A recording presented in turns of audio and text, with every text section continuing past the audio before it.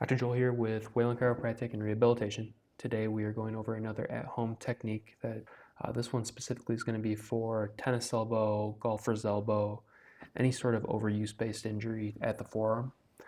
We'll be doing a basic pin and stretch technique. So we'll be applying pressure with one hand, moving the joint into the fully extended, fully flexed position, and then slowly returning it to the opposite while holding the pressure.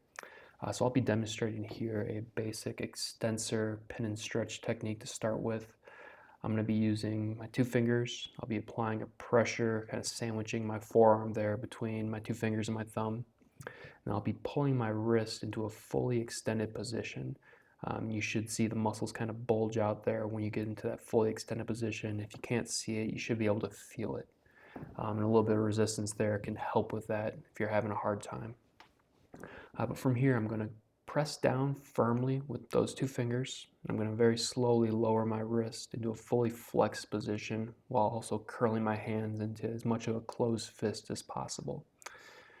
Then I want to work that pressure about midway down my forearm. I'll be taking about an inch, half an inch movement at a time with each of these. If you find a spot that's particularly sore or tender, that's a good spot to just kind of hang out on and work a little bit more so than the other areas that are giving less feedback. But we want to work the wrist with each of these up and down movements. And once we've made it fully through that extensor group there, we'll flip the wrist over and start working the flexor group on the other side of the forearm. And with this one, we'll still be sandwiching the forearm between the hand and the thumb, the fingers and the thumb.